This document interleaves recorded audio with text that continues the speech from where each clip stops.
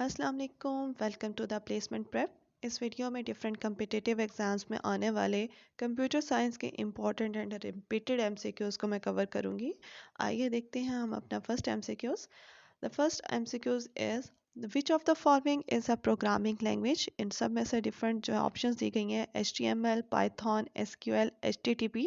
तो हमारे पास इसमें से प्रोग्रामिंग लैंग्वेज कौन सी है? तो बी ऑप्शन करेक्ट है, Python is a programming language.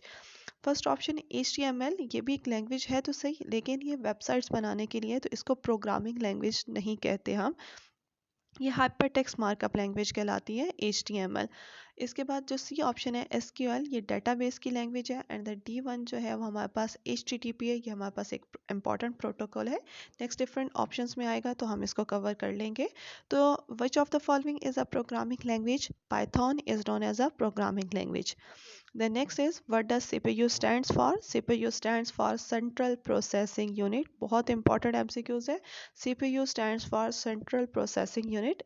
और CPU के बारे में अगर कुछ बताते चलो तो CPU is known as the brain of the computer। CPU को brain of the computer भी कहते हैं। हमारे कंप्यूटर के सारी प्रोसेसिंग को CPU कवर कर रहा होता है। और CPU का सेकंड नेम है हमारे पास प्रोसेसर। एक और MCQs पूछा जा सकता है डिफरेंट कि another name of CPU is, तो CPU का अनदर नेम हमारे पास प्रोसेसर है। Next is which part of the computer is considered as the brain of computer. तो अभी हम पढ़ के आए हैं कंप्यूटर का जो इम्पोर्टेंट पार्ट है वो है CPU, और उसको ब्रेन भी कहा जाता है। मॉनिटर इनपुट डिवाइस है कि आउटपुट डिवाइस है, sorry, monitor is an output device, keyboard is an input device, और रैम हमारे पास एक टेम्परेरी मेमोरी है। तो CPU is known as the brain of computer. इसी से रिलेटेड एक और MCQs बनता है, which of the following is considered as working area of computer. इसमें से किस एरिया, किस पार्ट को हम वर्किंग एरिया ऑफ कंप्यूटर कहते हैं? तो हम मेन मेमोरी को वर्किंग एरिया ऑफ कंप्यूटर कहते हैं। Monitor is an output device, keyboard is an input device, main memory is a working area of computer, and D option जो दिया गया CPU is the brain of the computer. तो ये different options के different जो है वो characteristics हैं, उनको ज़रूर प्रिपेयर कीजिएगा। The next is what is the full form of RAM. RAM का फुल नेम क्या है हमारे पास, उसकी फुल फॉर्म क्या है या स्टैंड्स फॉर क्या बनता है? तो it is known as random access memory. RAM stands for random access memory, और RAM is a temporary memory. इसको इससे रिलेटेड ये भी पूछा जा सकता है, रैम हमारे पास कौन सी मेमोरी है? टेम्परेरी मेमोरी भी है। इसके अलावा एक और नेम है जी रैम का, वॉलाटाइल मेमोरी भी कहा जाता है इसको, क्योंकि इसमें से सारा का सारा डाटा डिलीट हो जाता है आफ्टर द करंट जो है वो हमारे पास जब लॉस होता है, तो रैम में से सारा करंट सारा डाटा लॉस हो जाता है। तो इसको इसी करेक्टरिस्टिक के वजह से इसको टेम्परेरी मेमोरी भी कहते हैं। और ये जो सारा पार्ट है कि जिससे जैसे इलेक्ट्रिसिटी कट ऑफ होती है, हमारा डाटा लॉस हो जाता है रैम में से, तो इसको हम कहते हैं वॉलेटाइल मेमोरी। तो RAM stands for random access memory. It is a temporary memory. It is a volatile memory. The next is which protocol is used to browse website। इनमें से कौन सा प्रोटोकॉल यूज़ करते हैं हम जिससे के थ्रू हम इंटरनेट पे सर्फिंग कर रही हो, डिफरेंट वेबसाइट्स को सर्च कर रहे हो? तो इसका बी ऑप्शन करेक्ट है, HTTP। HTTP को यूज़ करते हुए हम वेबसाइट्स को ब्राउज कर रहे होते हैं। इसके अलावा जो ए ऑप्शन है FTP, तो हमारे पास एक फ़ाइल ट्रांसफ़र प्रोटोकॉल है। हम जो फाइल्स को ट्रांसफ़र कर रहे होते हैं, अपलोडिंग डाउनलोडिंग कर रहे होते हैं, ये FTP प्रोटोकॉल की वजह से होती हैं। SMTP, हम मेल्स ईमेल वगैरह जो हैं वो ट्रांसफ़र कर पाते हैं SMTP की वजह से। The next is which of the following is not an operating system। Different options दी गई हैं जिसमें से एक जो है वो उसमें ऑपरेटिंग सिस्टम नहीं है। तो ओरेकल हमारे पास ऑपरेटिंग सिस्टम नहीं है। विंडोज़, लिनक्स और डॉस तीनों हमारे पास ऑपरेटिंग सिस्टम है। ओरेकल एक डाटाबेस की लैंग्वेज है, तो वो ऑपरेटिंग सिस्टम नहीं है। The next is which of the following is used for development, web development। इनमें से हम किसको यूज़ करते हुए वेब डेवलप कर सकते हैं? तो ये तीनों चीज़ों को यूज़ करते हुए पाइथन, HTML, जावास्क्रिप्ट, इन तीनों के कम्बिनेशन को हम मिला के ऑल ऑफ द अबव इसका ऑप्शन, अगर तीनों को मिला के हम डिफरेंट एक अच्छी वेबसाइट जो है वो डेवलप कर सकते हैं। The next is which device is used to connect multiple networks together। Different जो है ऑप्शंस मिली हैं हमारे पास, राउटर है, स्विच है, हब है, मोडेम है। इनमें से कौन सी ऐसा जो है वो हमारे पास डिवाइस है जो कनेक्ट करती है मल्टीपल नेटवर्क्स को? तो राउटर हमारे पास मल्टीपल नेटवर्क्स को आपस में ज्वाइन करती है। स्विच, हब, ये हमारे पास डिफरेंट कंप्यूटर्स को कनेक्ट करती है, इवन मोडेम भी उसी में शामिल है। So router is the correct option to connect multiple networks. The next is, in which year was the C programming language developed? C language कब डेवलप हुई थी हमारे पास, किस ईयर में? 1972 में डेवलप हुई थी। इससे रिलेटेड एक और इम्पॉर्टेंट एमसीक्यूज पूछा जा सकता है, who developed the C programming language? तो साइंटिस्ट का नेम है हमारे पास डेनिस रिची। उसने डेनिस रिची ने सी लैंग्वेज डेवलप की थी, किस ईयर में डेवलप की थी? 1972 में डेवलप की थी। और एक और बहुत इंपॉर्टेंट एमसीक्यूज पूछा जाता है, लोकेशन कहाँ पे, किस लैब में सी प्रोग्रामिंग लैंग्वेज डेवलप हुई थी? तो बेल लेबोरेटरीज भी कहा जाता है, या AT&T Bell laboratories full name है इसका। तो C programming language was developed by Dennis Ritchie, year 1972, and where? At 8 AT&T Bell laboratories. The next is, which SQL command is used to extract data from a database? database में से कौन सी command को use करके हम सारा data extract कर सकते हैं? तो सिलेक्ट ऑप्शन है इसका हमारे पास। सिलेक्ट कमांड को यूज़ करते हैं और जिससे हम डाटा को डाटाबेस में से ड्राइव कर सकते हैं, एक्सट्रैक्ट कर सकते हैं। Next is, which of the following is a search engine? Different options दी गई हैं, उसमें से ए ऑप्शन करेक्ट है, Google is a search engine. Window हमारे पास ऑपरेटिंग सिस्टम है, लिनक्स में हमारे पास ऑपरेटिंग सिस्टम है, तो Google is a search engine. The next is, what does HTTP stands for? अभी थोड़ी देर पहले हम HTTP पढ़ के आए हैं, जिसके थ्रू हम वेबसाइट्स जो है इंटरनेट सर्फिंग कर रहे होते हैं। तो HTTP stands for Hypertext Transfer Protocol। Important MCQs है। HTTP stands for Hypertext Transfer Protocol। और किस लिए यूज़ होता है? वेबसाइट पे जो हम सर्च कर रहे होते हैं वेबसाइट्स को इंटरनेट पे या इंटरनेट सर्फिंग के लिए, तो हम इसको यूज़ कर रहे होते हैं। The next is, which one of the fastest memory? इनमें से हमारे पास कौन सी फास्टेस्ट मेमोरी है? तो बी ऑप्शन हमारे पास करेक्ट है, कैश मेमोरी। कैश मेमोरी इस टाइम हमारे पास फास्टेस्ट मेमोरी है, जो कि हमें ऑप्शंस दी गई हैं। इन ऑप्शंस के अकॉर्डिंग कैश मेमोरी हमारे पास फास्टेस्ट मेमोरी है। इसके अलावा जो कैश से भी ज़्यादा फास्टेस्ट है वो रजिस्टर्स है, एक शॉर्टेस्ट मेमोरी है, लेकिन रजिस्टर्स कैश से भी ज़्यादा फास्टर्स होते हैं। तो अगर ऑप्शंस में हमें रजिस्टर भी यहाँ पे दिया जाता तो हम रजिस्टर को मार्क करते हैं। फर्स्ट फास्टेस्ट मेमोरी हमारे पास रजिस्टर, देन सेकंड नंबर पे cache, and then third number पे हमारे पास रैम आती है। तो आपने ऑप्शंस को बहुत गौर से पढ़ना है और उसके अकॉर्डिंग जो है वो आंसर आप जो है वो उसमें चूज़ करेंगे। The fastest one is register, second one is cash, and third one is RAM. तो यहाँ पे हमारे पास ऑप्शन में रजिस्टर्स नहीं दिया गया, तो इस वजह से हम कैश मेमोरी को करेक्ट करेंगे। The next is, what does ALU stands for in computer architecture? ALU stands for Arithmetic Logic Unit. ALU stands for Arithmetic Logic Unit. ALU stands for Arithmetic Logic Unit. ये CPU का एक important component है। CPU अभी हम पढ़ के आए हैं। CPU stands for Central Processing Unit, और ये हमारे पास ब्रेन ऑफ द कंप्यूटर भी है। CPU का सेकंड नेम हम प्रोसेसर भी कहते हैं। और CPU आर्किटेक्चर के हमारे पास दो मेजर कंपोनेंट्स होते हैं। एक आप अभी देख रहे हैं जिसको ALU कहते हैं, अरिथमेटिक लॉजिक यूनिट, और सेकंड कंपोनेंट है हमारे पास कंट्रोल यूनिट। तो इससे रिलेटेड पूछे जा सकते हैं एमसीक्यूज, आपको पता होना चाहिए। ALU अरिथमेटिक लॉजिक यूनिट, हमारे पास जितने भी मैथमेटिकल कैलकुलेशंस वगैरह होती हैं ये ALU यूनिट परफॉर्म करता है। इसके अलावा जो CU है हमारे पास दूसरा यूनिट, वो सारी वर्किंग को कंट्रोल कर रहा होता है। Next is, what is the binary equivalent of decimal 10? तो ये बाइनरी इक्विवेलेंट डेसिमल 10 किसके इक्वल है? इसको बाइनरी में चेंज करते हैं 2 पे डिवाइड करके। तो हमारे पास इसका करेक्ट ऑप्शन है 1010। ए ऑप्शन हमारे पास करेक्ट है। 10 को हम 1010 से रिप्रेजेंट करते हैं, इसके बाइनरी इक्विवेलेंट है। Then next is, the main function of the ALU arithmetic logic unit in the CPU is। CPU जो है वो किससे उसका मेन फंक्शन क्या है? अभी थोड़ी देर मैं पहले बता के आई हूँ। तो इसका सी ऑप्शन है, perform both arithmetic and logical unit, क्योंकि उसके स्टैंड्स फॉर में देख लें, ए stands for arithmetic, L stands for logic. तो ये अरिथमेटिक और लॉजिकल ऑपरेशंस दोनों को परफॉर्म करता है। अरिथमेटिक यूनिट में सिंपल हमारे पास plus minus multiply divide simple mathematical calculation operations होती है और लॉजिकल यूनिट में हम 2 डिफरेंट वैल्यूज़ को आपस में कंपेयर करता है ये सीपीयू। तो ये परफॉर्म करता है both arithmetic and logical operations का। Next one is which one of these is a primary memory. इसमें से हमारे पास प्राइमरी मेमोरी कौन सी है, तो रैम हमारे पास प्राइमरी मेमोरी है। यहाँ से अगर थोड़ा सा ऑप्शन चेंज कर दें, which one of this is known as main memory, तो उसमें रैम भी आता है और रोम भी आता है, दोनों मेन मेमोरी के पार्ट है। और अगर प्राइमरी मेमोरी कंसीडर किया जाए तो वो रैम इसकी हमारे पास प्राइमरी मेमोरी है। Next is which type of network is used for small geographic areas like a building। एक बिल्डिंग को कवर करने वाला नेटवर्क जो है उसको क्या कहा जाता है, उसको लैन कहा जाता है, local area network. C option correct है, LAN, लोकल एरिया नेटवर्क। इसी स्लाइड से इसी एमसीक्यूज में मैं आपको फर्दर और थोड़े से एमसीक्यूज एक्सप्लेन करती जाऊँ।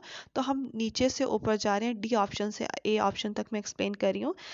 PAN सबसे पहले आ रहा है, पैन नेटवर्क। ये पर्सनल एरिया नेटवर्क कहा जाता है और ये इस time smallest network of the world है। स्मॉलेस्ट नेटवर्क है होता है हमारे पास PAN, pan personal area network.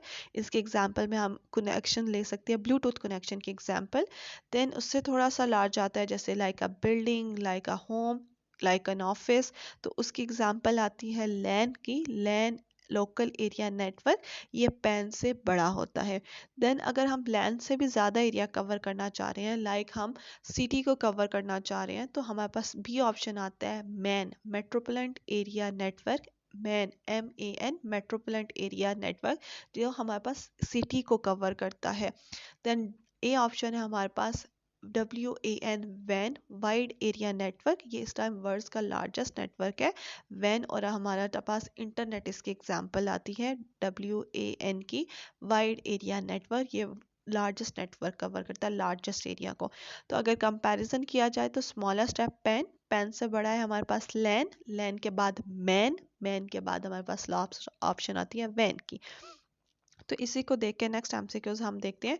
Which type of network is use for large geographic areas like a city. तो अभी मैंने एग्जांपल दी, उसमें हमारे पास मैन कंसीडर होता है, metropolitan area network. Next is which type of network is used for large geographic areas like whole world, जैसे पूरी दुनिया को कवर करता है, जिसकी एग्जांपल मैंने अभी थोड़ी देर पहले बताई इंटरनेट। तो वो हमारे पास ऑप्शन है WAN, WAN, wide area network. Next is the process of finding errors and fixing them in program is known as, तो उसको debugging कहते हैं। बी ऑप्शन जो है वो हमारे पास करेक्ट है। जो ऐसा ऑप्शन, ऐसा हमारे पास प्रोसेस जिसमें हम डिफरेंट प्रोग्राम्स में, डिफरेंट सॉफ्टवेयर्स में लिखे हुए एरर्स को फाइंड करते हैं और फिर उनको फिक्स करते हैं, उनको ठीक करने की कोशिश करते हैं, इसको कहते हैं डिबगिंग। और ये हमारे पास प्रोग्राम में एरर्स आते हैं उनको बग्स भी कहा जाता है। तो ये भी आप एमसीक्यूज के लिए प्रिपेयर रखें कि प्रोग्राम के अंदर जो एरर्स आ रही होती हैं, जो मिस्टेक्स हो रही होती हैं, उनको बग कहा जाता है। और उस प्रोसेस को जिसके थ्रू हम उन बग्स को, उन एरर्स को ठीक करते हैं, उस प्रोसेस को डिबगिंग कहा जाता है। Which device is used to connect two systems, especially if the system use different protocols? अगर मैं protocols को थोड़ा सा explain करूँ, तो protocols are rules and regulation for the communication. Different devices आपस में different rules के according communicate करती हैं। ऐसे ही different networks आपस में different rules के according communicate करती हैं। तो आप कह सकते हैं कि इस ऐसी device जो different networks को या different systems को connect करती है और जो कि डिफरेंट प्रोटोकॉल्स को फॉलो कर रहे हैं, तो उसके लिए सी ऑप्शन करेक्ट है, गेटवे। तो गेटवे हमारे पास डिफरेंट प्रोटोकॉल्स वाले डिफरेंट नेटवर्क्स को यूज़ कर कनेक्ट करती है आपस में। अगर इसके बी ऑप्शन देखा जाए, ब्रिज, उससे रिलेटेड एमसीक्यूज पूछा जा सकते हैं।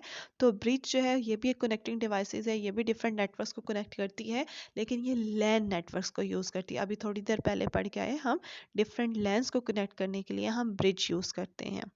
The next is in a relational database, a row is called। एक रिलेशनल डेटाबेस होता है, उसमें रो को क्या कहा जाता है, उसमें रो को टपल भी कहा जाता है। तो इसी से मैं कुछ और डिफरेंट एमसीक्यूज एक्सप्लेन करूं कि रिलेशनल डेटाबेस हमारे पास क्या होता है। ऐसा डेटाबेस जिसमें हम सारे का सारा डाटा टेबल्स की फॉर्म में ऐड करते हैं, तो वो हमारे पास रिलेशनल डेटाबेस कहलाता है। रिलेशनल का अनदर नेम टेबल की फॉर्म में भी आ सकता है। अगर इजी टर्म में अगर आपने याद रखना है, तो रिलेशनल डेटाबेस में डाटा टेबल्स के फॉर्म में जो है वो स्टोर होता है। और टेबल आपको पता है रोज और कॉलम से बनता है, और उसमें जो रो कहलाती है वो हमारे पास टप्पल कहलाती है। और इसी टप्पल को हम डाटा भी कह सकते हैं कि इस टप्पल के अंदर पूरे का पूरा डाटा स्टोर होता है, और उसको रिकॉर्ड भी कहा जाता है। एक और टर्म है रिकॉर्ड। तो रो को रिकॉर्ड भी कहा जाता है, रो को टप्पल भी कहा जाता है। एट्रीब्यूट और फील्ड जो है वो कॉलम को कहा जाता है। एट्रीब्यूट और फील्ड दोनों ऑप्शन हम कॉलम को कहते हैं। टेबल में, रिलेशनल डेटाबेस में जो हमारे पास कॉलम होता है उसमें बी और सी ऑप्शन आएगी, एट्रीब्यूट और फील्ड। और जो डी ऑप्शन है वो एंटिटी है, और एंटिटी क्या होती है, जिसके बारे में, जिस एंटिटी या जिस कोई पर्सन हो सकता है, कोई आपकी थिंग हो सकती है, जिसके बारे में आप उस रिलेशन डेटाबेस के अंदर डाटा स्टोर कर रहे हैं, उसको हम एंटिटी कहते हैं। तो ये एक ही एमसीक्यू से डिफरेंट ऑप्शंस जो है वो आपको एक्सप्लेन कर रही हूँ।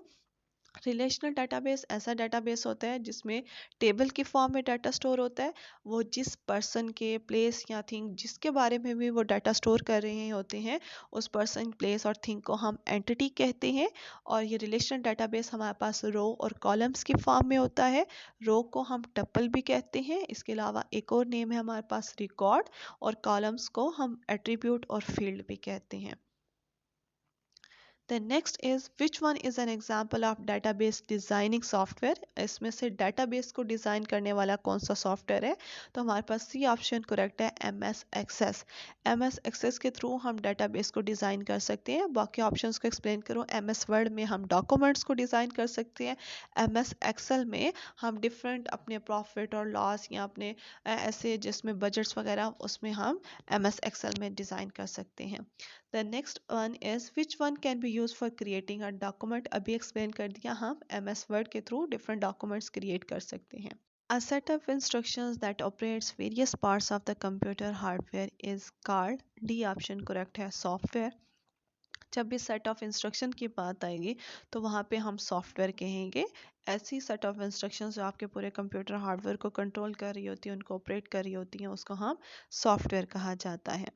Then next is, common name for software errors is called, अभी थोड़ी देर पहले जो है वो हमने डिबगिंग वाले एमसीक्यूज में पढ़ा था, उनको बग्स कहा जाता है, और ऐसा प्रोसेस जिनमें बग्स को रिमूव किया जाता है उसको हम डिबग कहते हैं। The next is, what is terabyte? Terabyte क्या होता है?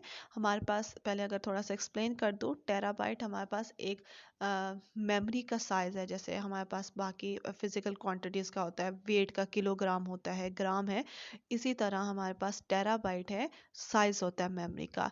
जैसे अगर आप किलोग्राम की बात करते हैं तो उसमें वेट टन्स में, और इससे ज़्यादा जो है वो बड़ा साइज़ है। इसी तरह टेराबाइट भी एक one of the largest size है मेमोरी का, जो कि हमारे पास, जिसमें 1 ट्रिलियन डिफरेंट बाइट्स होते हैं। 1 ट्रिलियन डिफरेंट बाइट्स होते हैं, 1 ट्रिलियन बाइट्स। अगर यहीं से मैं थोड़ा सा एमसीक्यूज एक्सप्लेन कर दूं, इससे से नेक्स्ट एमसीक्यूज में हमारा कवर हो जाएगा। हमारे पास स्मॉलेस्ट यूनिट ऑफ डाटा या smallest unit of memory in computer जो है वो बिट कहलाती है, जिसमें दो ही ऑप्शन होती है, या तो 0 होता है या 1 होता है। स्मॉलेस्ट यूनिट ऑफ मेमोरी या स्मॉलेस्ट यूनिट ऑफ डाटा हमारे पास बिट कहलाता है। उसके बाद हम उसको निबल में कन्वर्ट करते हैं। 4 बिट्स का जब कलेक्शन बनता है, a collection of 4 bits is known as nibble. जब हम वो एक स्मॉलेस्ट यूनिट के 4 पार्ट्स को, 4 बिट्स को कलेक्ट करते हैं, तो वो हमारे पास निबल बनता है। देन हम जब 8 बिट्स को कलेक्ट करते हैं तो हमारे पास 1 बाइट बनता है। 8 बिट्स से, 8 बिट से 1 बाइट बनता है। देन हम जब 1024 डिफरेंट बाइट्स को कंबाइन करते हैं तो हमारे पास केबीज बनते हैं किलो बाइट्स में। 1024 केबी, किलो बाइट हमारे पास जब बनता है, इसके बाद हम उसको जब 1024 किलो बाइट को कलेक्ट करते हैं तो हमारे पास 1 MB बनता है। और 1 MB के बाद जब हम 1024 MBs को लेते हैं तो वो हमारे पास 1 GB बनता है। जैसे आप हमारे, हम डाटा को भी देख रहे होते हैं, 1024 MB is equal to 1 GB। Then 1 terabyte is equal to 1024 GB is equal to 1 TB। और इसको जब बाइट्स में कन्वर्ट करते हैं तो ये 1 ट्रिलियन बाइट के इक्वल होता है। अगेन एक्सप्लेन कर दूं, स्मॉलेस्ट यूनिट हमारे पास बिट होता है, देन हमारे पास निबल आता है, देन हमारे पास बाइट आता है, देन केबी किलो बाइट आता है, देन MB मेगा बाइट, फिर GB गीगाबाइट, फिर हमारे पास TB टेराबाइट, इसके बाद पीटाबाइट भी आता है एंड सो ऑन कंटिन्यू रहता है हमारे पास sizes. The next is which is the smallest unit of data in computer. तो अभी मैंने बताया bit is the smallest unit of data in computer, और 0 और 1 ऑप्शन होती है इसमें। The next is which one of the following is the most powerful computer? इस टाइम सुपर कंप्यूटर को most powerful computer कहा जाता है। The next is which one of the computer is used for calculating and comparing? हमने अभी CPU के parts पढ़े थे, दो उसके components हैं ALU and उसके बाद CU पढ़ा था, तो उसमें हमने ALU का कहा था, उसमें arithmetic and logical operations perform करते हैं, और ALU जो है वो comparing कर रहा होता है और calculating कर रहा होता है। The next is which is the fastest memory of a computer? तो अभी ये इससे related MCQs में हम पढ़ के आए हैं, तो cache memory is the fastest memory. The next is which one of the following is an example of database management system? Database management system किसमें से कौन से example है? तो Oracle की है हमारे पास। The next is what category of web-based system would you assign to discussion group? Discussion group में जो है वो हम उसको क्या कैटेगरी, किस कैटेगरी के अंडर उसको लेके आते हैं? तो ऑनलाइन कम्युनिटीज़ के अंडर होता है हमारे पास। डिफरेंट डिस्कशन ग्रुप्स होते हैं हमारे पास इंटरनेट पे, वेब बेस्ड होते हैं, और उसमें डिफरेंट लोग अपने इंटरेस्ट के अकॉर्डिंग कम्युनिकेशन कर रहे होते हैं। डिफरेंट डिस्कशन ग्रुप्स होती हैं according to their topics, according to their interest. The next is an email address consist of two parts. एक email जो है वो two parts में convert होता है। कौन कौन से two parts हैं? यूज़र नेम, उसको ID भी कहा जाता है, एंड डैश, और सेकंड है डोमेन नेम। सेकंड पार्ट है हमारे पास डोमेन नेम, और इन दोनों पार्ट्स को सेपरेट किया जाता है @ के साइन से। जैसे हम, अगर मैं एग्जांपल दूं, जस्ट फॉर एग्जांपल XYZ कोई भी नेम आपने रखा है और उसके बाद आप लिखते हो @gmail.com, तो @ से जो पहले पार्ट है XYZ वो आपका यूज़र नेम और ID है, और जो सेकंड पार्ट है gmail.com वो डोमेन नेम होता है हमारे पास। The next is who invented the first computer, और हमारे पास फर्स्ट कंप्यूटर किसने इन्वेंट किया था? चार्ल्स बैबेज ने फर्स्ट कंप्यूटर इन्वेंट किया था, और चार्ल्स बैबेज ही को फादर ऑफ द कंप्यूटर भी कहा जाता है। तो इससे रिलेटेड MCQs पूछा जा सकता है, who is the father of computer? तो Charles Babbage is known as the father of computer, he invented first computer. इसने जो है वो हमारे पास दो कंप्यूटर्स इन्वेंट किए थे, analytical engine and difference engine के नेम से। The next is blueprint is to architect. Blueprint architect का एक important part है, and then as algorithm is to dash. Algorithm किनका है? Programmers का। Programmers कोई भी program start करने से पहले एक उसका algorithm बनाते हैं, just it's a step by step procedure of any task. कोई भी वो program लिखना चाहे तो सबसे पहले वो algorithm में different English words में simple अपनी wording में step by step procedure लिख लेते हैं, और उसको हम algorithm कहते हैं। The next is a combination of 16 bits.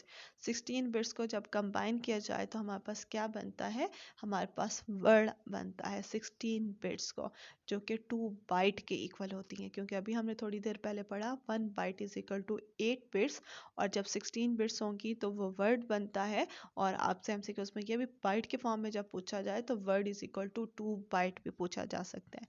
The next is Fox Pro is a dash. Fox Pro क्या है? ये हमारे पास एक लैंग्वेज है। The next is which one of the following is hypertext language? इनमें से कौन सी hypertext language है? HTML is known as hypertext markup language. HTML का स्टैंड्स फॉर भी पूछा जा सकता है, वो पता होना चाहिए।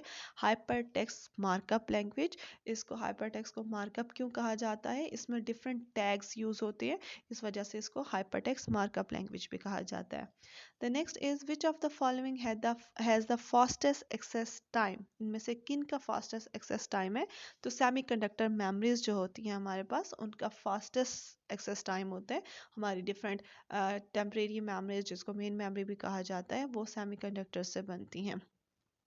The next is which of the following is correct option for sending same letter to multiple persons? एक ही लेटर जो है अगर हमने डिफरेंट लोगों को सेंड करना हो तो इन डिफरेंट ऑप्शंस में कौन सा करेक्ट ऑप्शन है? उसमें हमारे पास मेल मर्जर आता है। ये हमारे पास वर्ड में, MS वर्ड में एक ऑप्शन है मेल मर्जर की, उसमें हम एक ही लेटर लिखते हैं और मल्टीपल लोगों को सेंड करते हैं। जैसे हम अपने मैसेजेस वगैरह में फॉरवर्ड यूज़ करते हैं, तो समझ लेंगे ये फॉरवर्ड की तरह ही मेल मर्ज है। तो जब हम MS वर्ड के MCQs करेंगे तो इंशाल्लाह उसमें उसको फर्दर एक्सप्लेन करेंगे। The next is which of the following is a top level domain, इनमें से कौन सी हमारे पास टॉप लेवल डोमेन है, तो .com हमारे पास टॉप लेवल डोमेन है .com के नाम से। Then next is which of the following networks cover metropolitan area, इसमें से कौन सा metropolitan area को कवर करता है, तो अभी इससे रिलेटेड हम काफ़ी MCQs पढ़ के आए हैं, तो main metropolitan area को कवर करता है just like a city। The next is which of the following item is not usually in local area network, इनमें से कौन सा local area network में नहीं होता, तो ए ऑप्शन करेक्ट है, इसमें मोडेम नहीं होता। मोडेम क्या है हमारे पास, एक मॉड्यूलेटर और डीमॉड्यूलेटर की डिवाइस है, तो हम इंशाल्लाह फर्दर इसको नेक्स्ट एक्सप्लेन करेंगे। मोडेम स्टैंड्स फॉर भी पूछा जा सकता है, तो इतना भी लर्न कर लें। M O modem, M O से मॉड्यूलेटर है और डी ई एम से डी मॉड्यूलेटर है। मॉड्यूलेटर और डी मॉड्यूलेटर हमारे लोकल एरिया लैन नेटवर्क में नहीं होता। The next is which is the first program run on a computer when the computer boots up. Boots up का मतलब होता है कंप्यूटर आपका स्टार्ट होता है, जब बिल्कुल आपने जैसे बटन प्रेस किया और कंप्यूटर आपका स्टार्ट हो रहा है, तो वो सबसे पहले जो स्टार्ट होता है वो कौन सा प्रोग्राम या कौन सा ऐसा पार्ट है, कौन सा कोई सिस्टम है जो सबसे पहले रन होता है, तो वो ऑपरेटिंग सिस्टम हमारा सबसे पहले रन होता है। तो सिस्टम सॉफ्टवेयर जो ये ऑप्शन है इसी का एक पार्ट है, ऑपरेटिंग सिस्टम, वो सबसे पहले रन हो रहा होता है। तो विच is the first program run on a computer when the computer boots up starting कहते हैं कंप्यूटर को, तो ऑपरेटिंग सिस्टम रन होता है। बूट्स अप से रिलेटेड एक और क्वेश्चन पूछा जा सकता है बूटिंग के नेम से, तो ऐसा प्रोसेस जिसमें हम कंप्यूटर स्टार्ट और रीस्टार्ट करते हैं उसको बूटिंग भी कहा जाता है। The next is dash is called the father of modern digital computer. अब थोड़ा सा क्वेश्चन डिफरेंट है, इससे पहले मैंने बताया था फादर ऑफ कंप्यूटर, वो डिफरेंट है, and father of modern digital computer तो एलन ट्यूरिंग को कहा जाता है father of modern digital computer. और अगर सिंपल क्वेश्चन पूछा जाए who is the father of computer, तो वो चार्ल्स बेबेज था। ये जो आजकल हमारे पास मॉडर्न आ गए हैं उसमें एलन ट्यूरिंग का नेम आता है। The next is the device used to carry digital data on analog lines is called as modulator। अभी हम थोड़ी देर पहले बता के आए हैं कि मॉड्यूलेटर जो है वो स्टैंड्स फॉर किसका आता है, ये मोडेम आता है। Modem stands for modulator and D modulator, उसमें दो पार्ट्स होते हैं मोडेम में। तो फर्स्ट मॉड्यूलेटर है वो क्या करता है, डिजिटल डाटा को एनालॉग लाइन्स पे लेके जाता है, और डी मॉड्यूलेटर इसके अपोजिट है, वो एनालॉग लाइन्स पे जो डाटा आ रहा होता है, इनकोडेड सिग्नल होता है, उसको वापस डिजिटल डाटा पे कन्वर्ट करता है। तो ये अपोजिट भी पूछा जा सकता है, तो आपको पता होना चाहिए। तो अभी जो एमसीक्यूज है उसमें पूछा जा रहा है the device used to carry digital data on analog lines is called as modulator, और इसका अगर अपोजिट देखा जाए तो device used to carry encoded signals to digital data is known as demodulator. Then who is the father of computer, अभी थोड़ी देर पहले हम इसके बारे में डिस्कस कर चुके हैं। Charles Babbage is known as the father of computer and Alan Turing is the father of modern digital computer. Next is CSS stands for C option correct है, कैस्केडिंग स्टाइल शीट। ये HTML के साथ web pages वगैरह websites जो है वो develop करने के लिए यूज़ होती है, ये एक स्टाइलिंग शीट है हमारे पास। The next is who invented keyboard. Keyboard किसने इन्वेंट किया था, क्रिस्टोफर लैथम ने कीबोर्ड को इन्वेंट किया था। तो इन्वेंशन से रिलेटेड भी इंपॉर्टेंट एमसीक्यूज पूछे जा सकते हैं, जैसे अभी कीबोर्ड की बात करें तो क्रिस्टोफर लैथम ने हमारे पास कीबोर्ड को इन्वेंट किया था। The next is which type of malware is a program or piece of code that is loaded onto a useful programs without user's knowledge and runs against his wishes। malware programs ऐसे malware programs होते हैं जो कि आपके system को की working को disturb कर रहे होते हैं, जस्ट लाइक अ वायरस, ठीक है, तो हम उनको भी कह सकते हैं। तो ये वायरस की एक टाइप के बारे में पूछा जा रहा है कि ऐसा कौन सा वो वायरस होगा या malware होगा जो आपके प्रोग्राम के ऐसे जो है वो कोड के साथ रन हो रहा था, जो यूजफुल प्रोग्राम के साथ हो रहा होता है और किसी को पता भी नहीं चलता। तो डी ऑप्शन है ट्रोजन हॉर्स, ये खुद को ऐसे प्रेजेंट करता है जैसे इट्स अ यूजफुल प्रोग्राम, और यूज़र उसकी परमिशन के बगैर, यूज़र की विशेस के बगैर, यूज़र को पता भी नहीं होता और ये रन हो रहा होता है, और देन एट द एंड जो है वो आपके कंप्यूटर की वर्किंग को डिस्टर्ब कर रहा होता है। The next is which object is the output of database application, इनमें से कौन सा जो है वो डेटाबेस एप्लीकेशंस में आपको आउटपुट देता है।